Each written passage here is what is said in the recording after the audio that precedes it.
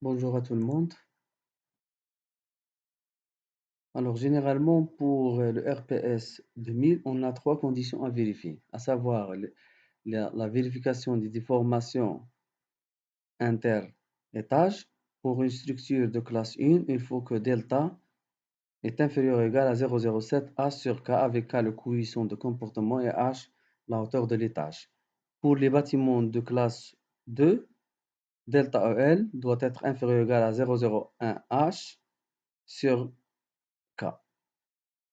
La deuxième vérification concernant le déplacement latéral total du bâtiment, généralement qui doit être limité à H sur 250, avec H étant la hauteur totale de la structure ou bien du bâtiment. Et la troisième condition à vérifier, il s'agit de la stabilité en renversement. L'indice de stabilité θ doit être inférieur ou égal à 0,1, avec θ est égal à kW delta sur VH, avec V l'action sismique, H la hauteur de l'étage, delta le déplacement relatif et K le coefficient de comportement. Donc, en utilisant Robobat, donc on doit vérifier ces trois conditions. Alors, je commence par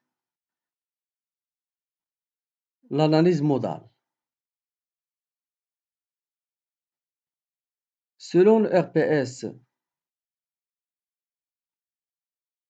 2000, la masse participante W est égale G plus Xi, avec Xi, c'est un coefficient qui dépend de la nature des charges.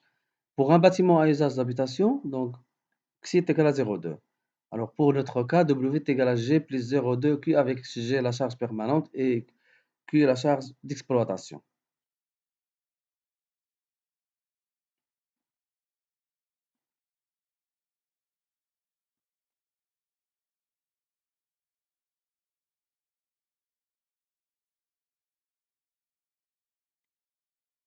Généralement, le séisme n'a aucune importance suivant Z. Donc, on prend seulement les séismes suivants X et suivant Y. Alors, la masse participante,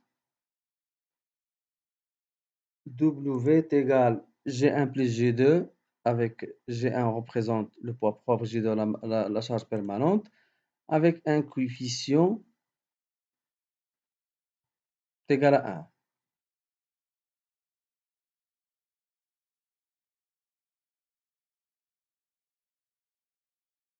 plus 0,2,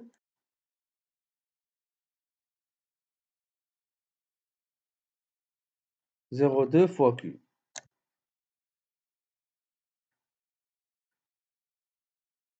Donc, G1 plus G2 plus 0,2 fois Q.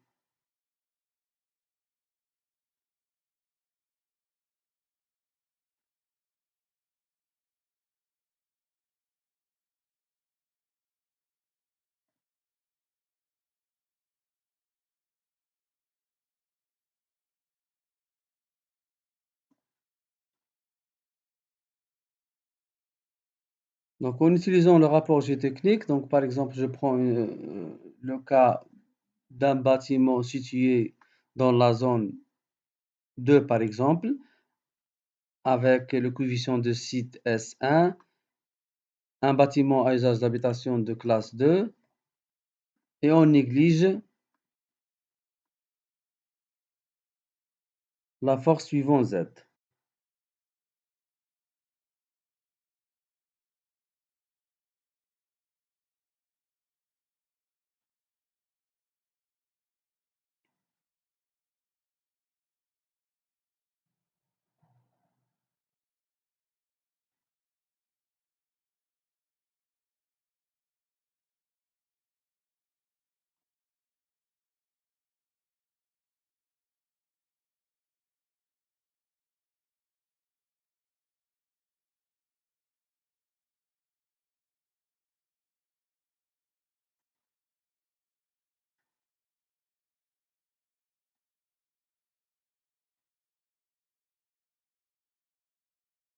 Donc, on néglige la direction Z,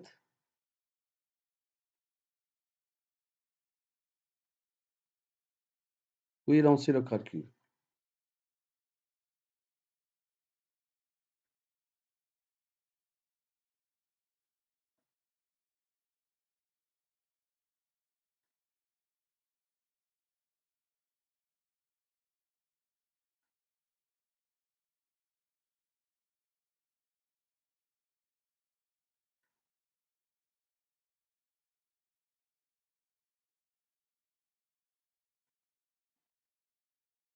Alors, première vérification.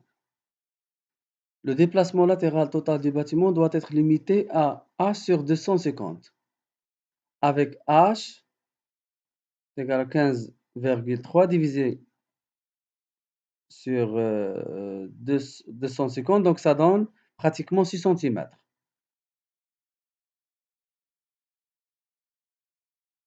Donc le déplacement latéral limite selon RPS est égal à 6 cm. Donc on doit vérifier les déplacements latéraux pour l'étage critique, c'est-à-dire pour le dernier étage, mais suivant X et suivant Y. Donc on a 5 étages.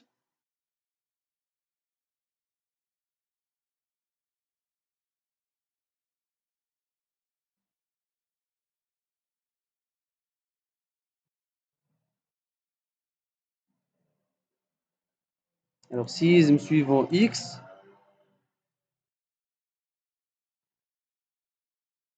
Pour le dernier étage, l'étage numéro 5, on a X est égal à 3,4, Y 0,1.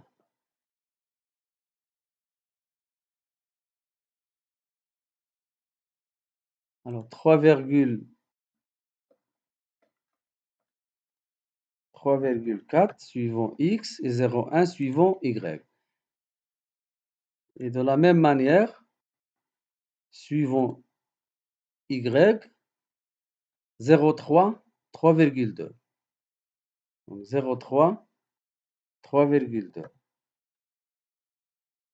Alors les déplacements pour le dernier étage, suivant X et suivant Y, sont inférieurs à 6 cm. Donc la condition est vérifiée pour le déplacement latéral. On passe maintenant à la deuxième vérification concernant les vérifications des déformations interétages. Alors delta doit être inférieur ou égal à 0,01 h sur k.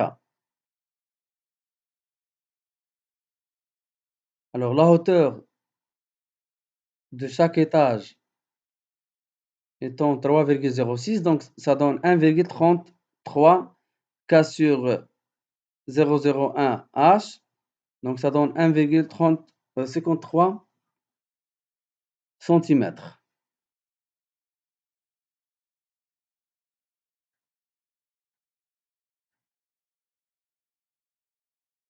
Donc suivant X, voilà les déplacements interétages suivant X pour les 5 étages.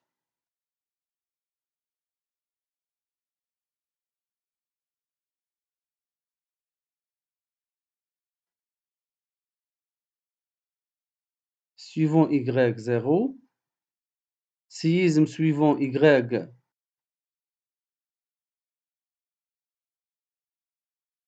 déplacement suivant X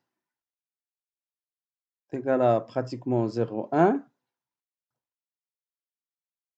pour l'étage numéro 1, 2, 3 et 0 pour le 4e et le 5e étage.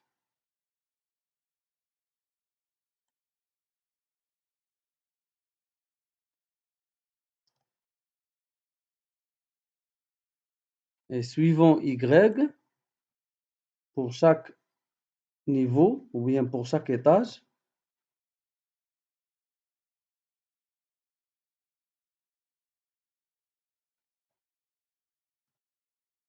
voilà, donc comme vous voyez, donc les déplacements interétages sont inférieurs à 1,53 pour tous les niveaux. Donc la condition est vérifiée pour les déformations interétages. Je passe maintenant à la dernière vérification concernant la stabilité en renversement. Alors, θ, ou bien l'indice de stabilité doit être inférieur ou égal à 0,1. Avec θ est égal à K, le facteur de comportement, W, le poids au-dessus de l'étage considéré, multiplié par le déplacement relatif, divisé par l'action V, l'action sismique, fois H, avec H, la hauteur de l'étage. Alors, pour déterminer ou bien pour calculer numériquement W en utilisant RoboBat,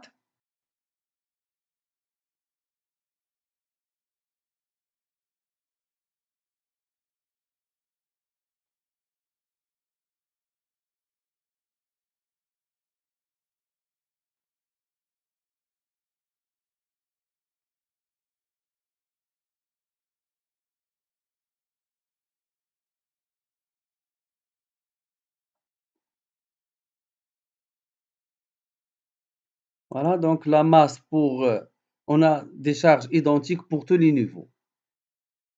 Donc, il suffit de